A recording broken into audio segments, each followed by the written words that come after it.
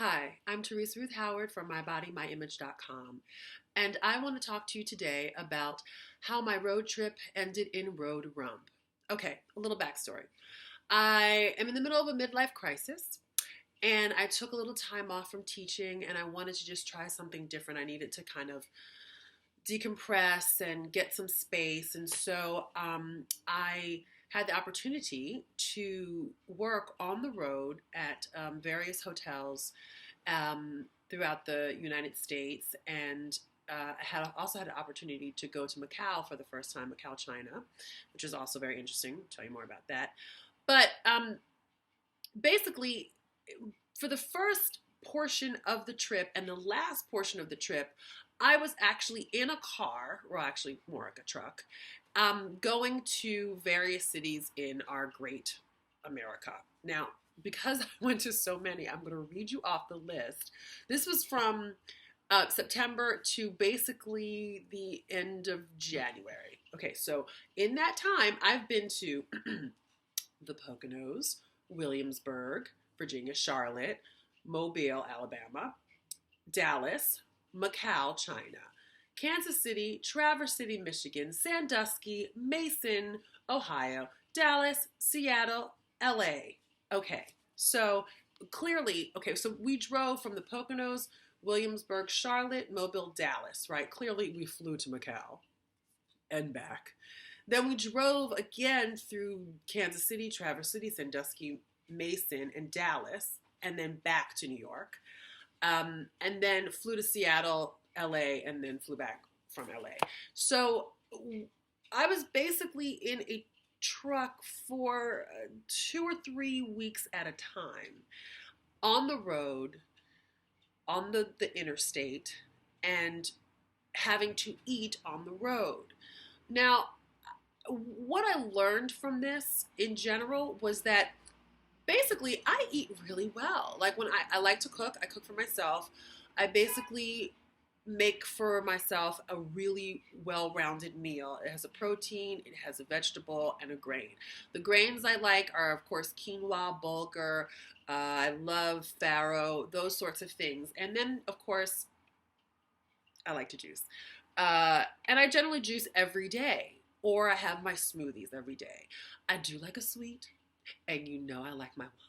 So those are my sort of vices. I like my chocolates, and I do, Lord Jesus, a potato will kill you. Potatoes are so good. Like God got it right when he made a potato. Hallelujah.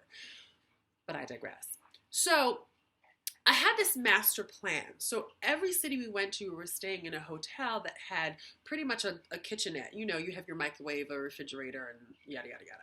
So my basic plan was to take my juicer with me so that I could juice on the road, and to shop so that we could have stuff in the hotel that we could just make instead of eating the hotel food, because we were comped in the hotel. But a lot of that road food and hotel food tends to be very, very salty and high calorie. And it's just the nutritional value sometimes is not what you want it to be.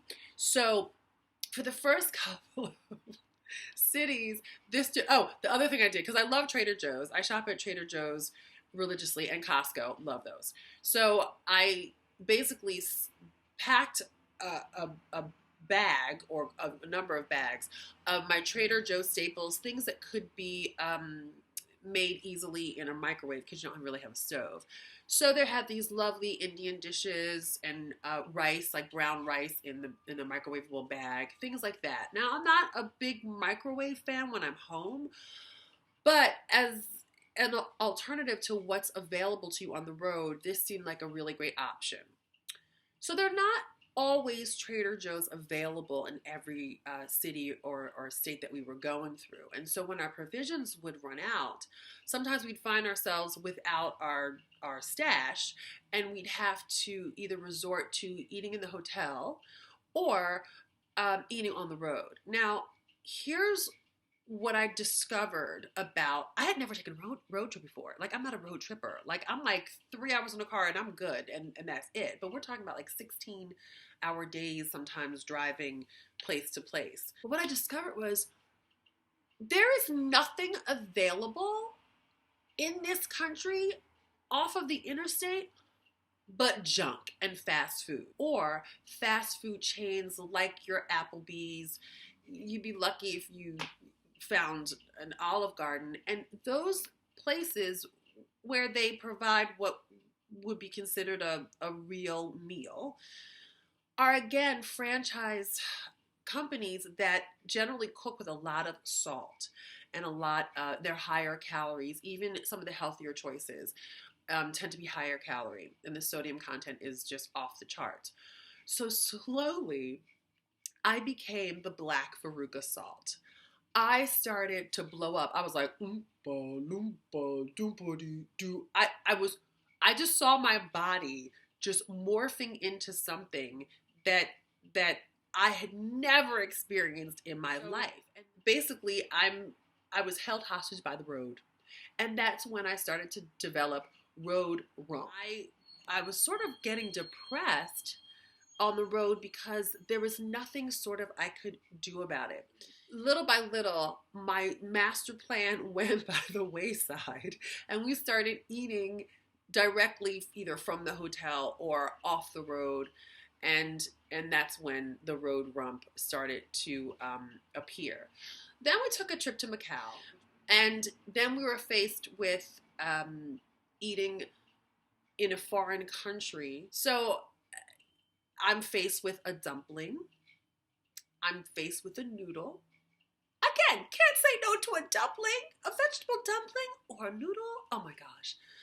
And then when you get tired, because we were there for a month, when you get tired of Chinese food, you look over here and what do you have?